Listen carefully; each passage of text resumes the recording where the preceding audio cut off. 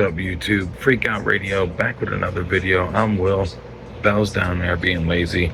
I just wanted to give you a little update on these RT86S models. I think they were $94 for the pair. I don't know if they're worth that. They're cool little features. When you transmit, they turn red. The other one turns green when they receive. There's a group button, so anybody in your group, you set the group channel in the CPS. I'll get to that in a second, but the group channel you can set in the CPS. These are, I believe, chirp compatible, but use the CPS because that's going to give you a lot more options in regards to how you want to set them up. And for one of those is that group channel. So you can set what your group channel is, 1 through 16. So say you choose channel 6 and you actually just hold down this group button. You just hold it down and then it transmits like that. That's the group. And then anyone set to that group channel, I don't care if they're on channel 1 or 11 or 12, it'll transmit through that, whether they're scanning or not. I do like them. And just my only issue is that it says they're 10 watts, and I've watched people meter them on YouTube and they were getting 10 watts. I don't know if I just got a bad batch or what, but they're only getting out 7.35 watts on high, like 5.4 on medium, and not even 1 watt on low. So they carry a very weak signal on low power. I found that if you run them on medium, you get better results just running them straight on medium. I don't care if you're trying to get out or not. Just run them on medium if you get them. They are light. They are rugged build. They feel good in the hand. The stock antennas they give you with them are decent. I'm gonna meter and do all that stuff tomorrow. Just wanted to give you guys, go through the quick settings and whatnot. So the up and down buttons don't really do anything other than when you get into the menu. They have the menu. There's only 13 options. Vox, Roger, mic gain, weather, warn. They do have, you can turn your weather notifications on. Talk around. So I'm going to get to that in a second. To talk around, backlight, squelch, voice, keypad tone, CTCSS, DCS codes, and the group channel. So actually you could change that right in there. I did not know that. That's pretty good. All right, so back to the CPS. The CPS they give you, there's 2 of them. There's multiple, because this model comes with I think 3 or 4 different sub models. So I think this is not the highest one. I think the digital one is the higher end one, and there may be one below this. The green hidden screen one might be tiered as like the same one. Maybe I'm just getting the wrong one, but this one with the screen is only getting 7.4 watts.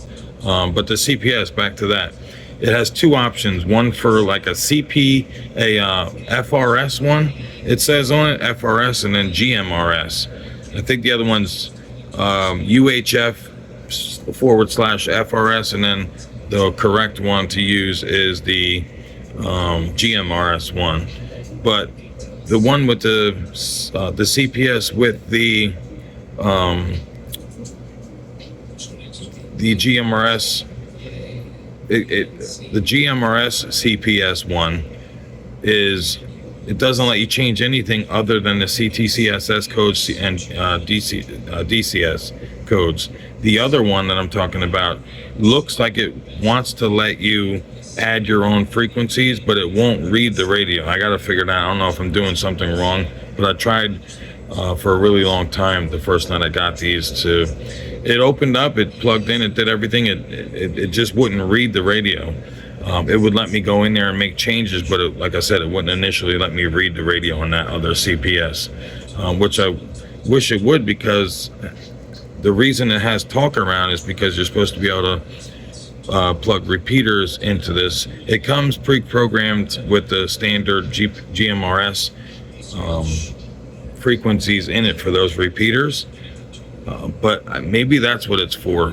but it says 400 megahertz to 480, and the other one, the FRS UHF CPS, looks like it wants you to be able to change the frequencies anywhere from 4 to 480.